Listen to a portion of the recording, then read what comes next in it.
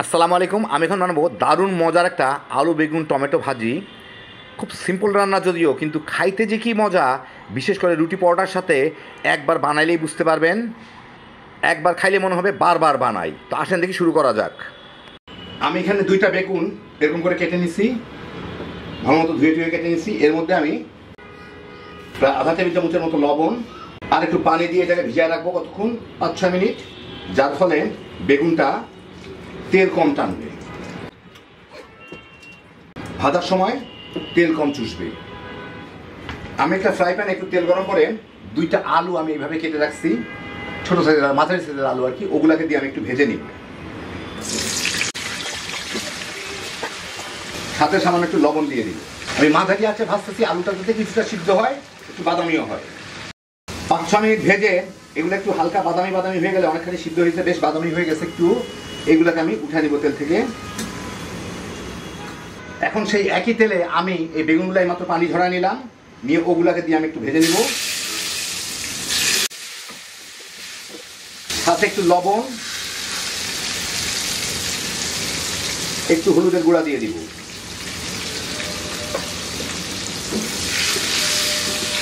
দিয়ে এইগুলাকে আমি কিন্তু হাই হিটে ভাজতেছি, কারণ আমার দ্রুত এটাকে একটু বাদামি বাদামি দাগ লাগা নিতে হবে। 4-5 মিনিটের মধ্যে এই বেগুনগুলো সুন্দর বাদামি করে ভাজা হয়ে গেছে। এখন আমি এগুলোকে তেল থেকে উঠাই দিই। এখন এই তেলের মধ্যেই আমি জালটাকে একটু কমাই দিই, আমি হাই হিটে ভাজতেছিলাম। অল্প একটু পেঁয়াজ কুচি দিয়ে সামান্য একটু ভেজে নিব।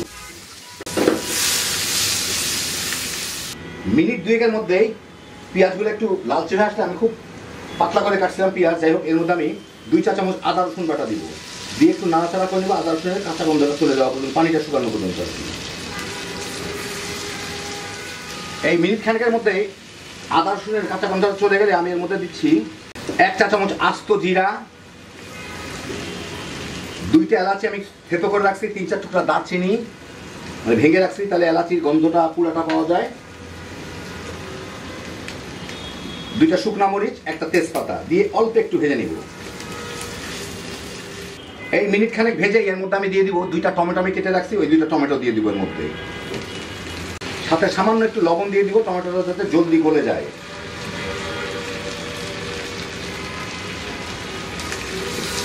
এর সাথে আমি একটু টমেটোটাকে ভেজে নিব মিনিট 2। এখন চুলা আঁচটা আমি মাঝারিতে নিয়ে আসলাম, মাঝারি থেকেও একটু নিচে। মিনিট 2 ভেজে টমেটোটা একটু নরম হয়ে আসলে এর মধ্যে আমি দিয়ে দিই, প্রথমে অল্প একটু পানি দিয়ে দিই, কারণ কিছু মশলা দিব ওটা যাতে পুড়ে না যায়। এখন এর মধ্যে দিয়ে দিচ্ছি আমি আধা চা চামচের মতো হলুদের গুঁড়া, উঁচা উঁচা করে দিলাম, মানে প্রায় 1 চা চামচের কাছাকাছি ধনিয়ার গুঁড়া, স্বাদ মতো মরিচের গুঁড়া দিয়ে এইটাকে এখন আমি একটু ভুনে নিব। এর মধ্যে টমেটোটাও ইনশাল্লাহ গলে যাবে। 5-6 মিনিট ভেজে তেলটা ছেড়ে দিলে টমেটোগুলো কিন্তু কিছুটা গলে গেছে, একদম পুরাপুরি গলায় লাভ নাই। যাই হোক, এর সাথে আমি আলুগুলা দিয়ে দিব। আলুগুলা পুরাপুরি ভাজা হয় নাই, মানে গলে নাই, অল্প একটু যদি কাঁচা থাকে তাহলে যাতে এটা সিদ্ধ হয়ে যায়। এর সাথে দিয়ে আমি একটু ভুনে নিব এবং এর সাথে মেখে আমি একটু চুলার জালটা লোয়ার মিডিয়ামের মাঝামাঝি দিয়ে এটাকে ঢেকে 2-3 মিনিট জাল দিব। চুলার জালটা লোয়ার মিডিয়ামের মাঝামাঝি রেখে আমি এটাকে ঢেকে 2-3 মিনিট জাল দিব। 4-5 মিনিট ভেজে আমি 2-3বার নেড়ে দিছিলাম। এখন আমি এর মধ্যে দিয়ে দিই, মশলার সাথে দিয়ে দিই, তাহলে সুবিধা হবে। আধা চা চামচ গরম মশলার গুঁড়া আর এই বেগুনগুলা তেল তেল যা আছে চেঁচে পুছে দিয়ে দিই। এর সাথে ভালো মতো লো হিটে একটু মিশায় মিনিট খানেক জাল দিলেই হয়ে যাবে আমার, মানে মশলাটা যাতে মাখে, আর এটা করার কিছু নেই। বেগুনটা এমনি সিদ্ধ হওয়া, এটা একটু শুকনা শুকনা হয়। মিনিট খানেক জাল দিলাম, হয়ে গেল আমার দারুণ মজার আলু বেগুন টমেটোর তরকারি। আমি আপনাকে একটু পরিবেশন করে দেখাচ্ছি। তো এই দেখেন, হয়ে গেল আমার দারুণ মজার আলু বেগুন টমেটো ভাজি। খুব একটা আহামরি কোনো কিছু লাগে না, কিন্তু খাইতে যে কি মজা, এইভাবে একবার বানায় দেখেন। যারা সবজি পছন্দ করেন, বিশেষ করে রুটি পরোটার সাথে, বাচ্চা বড় সবাই মিলে সকালের নাস্তায় তামা তামা করে খায় ফেলাইতে পারবেন। হ্যাপি জোশের একটা আইটেম। আল্লাহ আপনাদের সবাইকে ভালো রাখুন, সুস্থ রাখুন, নিরাপদে রাখুন। ইনশাআল্লাহ বেঁচে থাকলে আবার দেখা হবে। ফি আমানিল্লাহ।